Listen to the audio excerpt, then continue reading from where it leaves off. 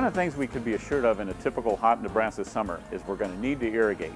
We have a choice between using a sprinkler system to water, and that is usually best for a lawn or landscape situation, or we could choose to go with a drip or trickle irrigation system, and its greatest application is generally for fruit or vegetable gardens. Well, one of the things we could start out with is the type of pipe to use. There's a number of options available. The simplest is perhaps just to use a typical soaker hose. Now the soaker hose works real well because all we have to do is connect it to a garden hose, stretch it out across our fruit or vegetable row and turn it on. Or we could get a little bit more sophisticated and go with different types of emitters and micro sprinklers. With emitters, we have a choice between a half-gallon, 1 gallon, and 2-gallon emitters, and that means that it puts out that amount of water per hour. We could also look at little micro sprinkler jets, and these put out a spray over a larger area. One of the first things we'll need to connect to the hydrant might be the water timer. We usually follow this up with some sort of a filter system. The filter system is extremely important for our system. We don't want any clogs that would clog emitters and so forth and so on.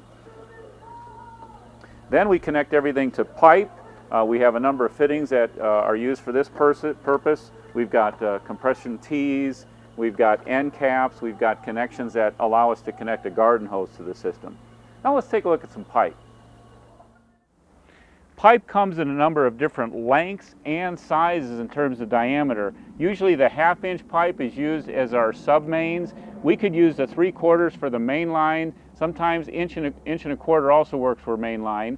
It's also important to choose tubing that's flexible because this makes it easier to work with. Some tubing is extremely rigid. You want to choose one that's nice and flexible and easy to work with. Now also we have pipe that has built-in emitters, and this provides an interesting opportunity for us to go ahead and use just this pipe. We don't have to add an emitter because it's already built into the pipe. Now let's take a look at what this looks like in the field. Now here we're using a 1-inch pipe for our supply line. You could also use a garden hose. This is connected to a filter, and in turn it's connected to the 1/2-inch supply line or the sub-main. This is then connected to a T-tape. The T-tape works real well for field applications such as in the garden. There are a number of advantages and disadvantages to a drip irrigation system. Advantages include there's a smaller water source can be utilized. Drip requires approximately half the water needed by sprinklers.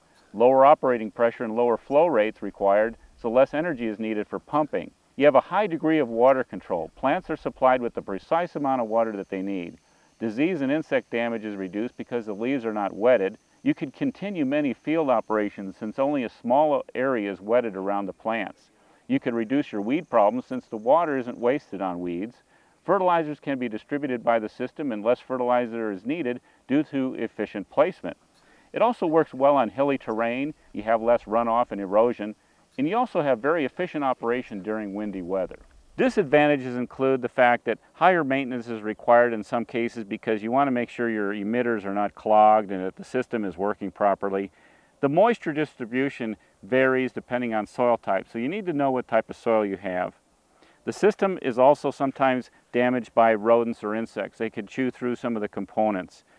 And in general, your initial investment may be higher to purchase all of the needed materials as opposed to just buying a single sprinkler.